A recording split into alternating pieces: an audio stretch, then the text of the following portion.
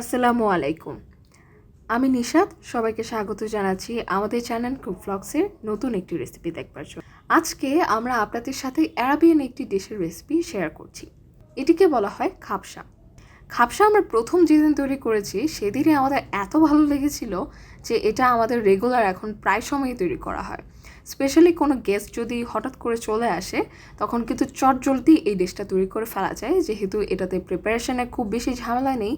আবার ঘরে যা আছে মোটামুটি সেগুলো দিয়ে কিন্তু এটা তৈরি করে ফেলা যায়। আমরা যেভাবে খাবসাটা তৈরি করি সেটা প্রসেস খুবই সিম্পল, সেটাই আজকে আপনাদেরকে দেখাচ্ছি। প্রথমে একটা হাঁড়িতে আমরা তেল গরম করে নিচ্ছি।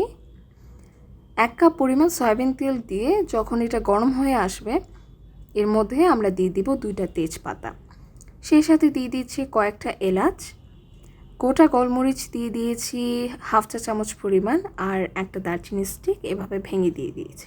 এর মধ্যে দিয়ে দিচ্ছি 2 টেবিল চামচ পরিমাণ আদা রসুন পেস্ট। এখানে আদা আর রসুন একসাথে বেটে নেওয়া আছে। এর মধ্যে দিয়ে দেব 1 কাপ পরিমাণ পেঁয়াজ কুচি। খাবসা রান্নায় পেঁয়াজ কুচিটা একটু বেশিই প্রয়োজন হয়। পেঁয়াজটা যখন একটু নরম হয়ে আসবে তখন এর মধ্যে আমরা স্বাদ মতো লবণ দিয়ে দেব, সেই সাথে বাকি গুঁড়া মশলাগুলো অ্যাড করব। দিয়ে দিচ্ছি 2 চা চামচ পরিমাণ ধনিয়ার গুঁড়া, 2 চা চামচ পরিমাণ শুকনো মরিচ গুঁড়া, 1 চা চামচ পরিমাণ জিরা গুঁড়া আর 1/2 চা চামচ পরিমাণ গরম মশলা গুঁড়া। এবার অল্প একটু পানি দিয়ে সব মশলা আমরা ভালো মতো কষিয়ে নেব যাতে করে মশলার কাঁচা গন্ধটা চলে যায়। 1 চা চামচ পরিমাণ গোলমরিচ দিয়ে দিলাম। গোলমরিচটা ক্রাশ করা আছে, আপনারা চাইলে গুঁড়ো করা গোলমরিচ ইউজ করতে পারবেন। এখন এর মধ্যে দিয়ে দিচ্ছি 1 কাপ পরিমাণ টমেটো কুচি, সেই সাথে 1 কাপ পরিমাণ গাজর এখানে গ্রেট করা আছে সেটাও দিয়ে দেব। এই 2টা ইনগ্রেডিয়েন্টস কিন্তু মিস করা যাবে না, এগুলো দিতেই হবে। সেই সাথে দিয়ে দিচ্ছি 1/2 চা চামচ পরিমাণ লেমন জেস্ট। এটা চাইলে আপনারা স্কিপও করতে পারেন। অ্যাকচুয়ালি অ্যারাবিয়ানরা যখন খাবসাটা তৈরি করে তখন এক ধরনের ব্ল্যাক লেমন ইউজ করে, সেটা তো বাংলাদেশে অ্যাভেলেবল থাকে না। সেই স্বাদটা যেন একটু হলেও পাওয়া যায় সেই জন্য লেমন জেস্টটা দেওয়া। দিয়ে দিয়েছি 1 টেবিল চামচ পরিমাণ টমেটো সস। আপনাদের কাছে যদি টমেটো পেস্ট থাকে তাহলে সেটা দেবেন, কারণ অরিজিনাল রেসিপিতে টমেটো পেস্ট ইউজ করা হয়। এবার আরও কিছুটা পানি দিয়ে দিয়েছি, প্রায় 1/2 কাপের মতো, আর চেক করে দেখলাম যে লবণটা একটু কম আছে, তাই লবণটাও অ্যাড করে দিলাম। আমরা যেহেতু 1/2 কেজি চালের খাবসা তৈরি করব তাই আমরা এখানে একটা মুরগি নিয়েছি। একটা মুরগি এভাবে একটু বড় পিস করে কাটা আছে, আপনারা চাইলে 2 ভাগ করেও মুরগিটা এখানে দিতে পারেন, যার যেভাবে সুবিধা সেই অনুযায়ী। আমাদের এভাবে একটু বড় পিস করে কাটলেই সুবিধা হয়। এবার এই মুরগিটা ভালো মতো সেদ্ধ করে ফেলতে হবে, কোনোভাবেই যেন শক্ত না থাকে বা কাঁচা না থাকে।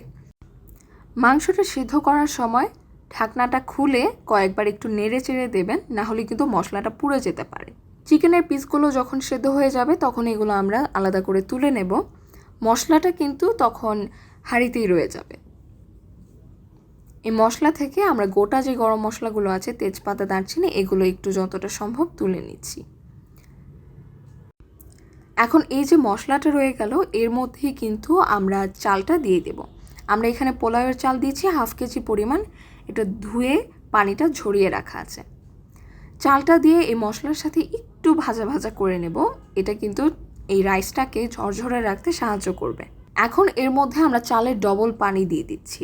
এক্ষেত্রে আমরা 1/2 কাপ পানি একটু কম দিই, যদি প্রয়োজন হয় তাহলে আমরা পরবর্তীতে আস্তে আস্তে পানিটা অ্যাড করি। এতে করে এই যে রাইসটা আমরা তৈরি করব খাবসার, সেটা কিন্তু বেশ ঝরঝরে হয়।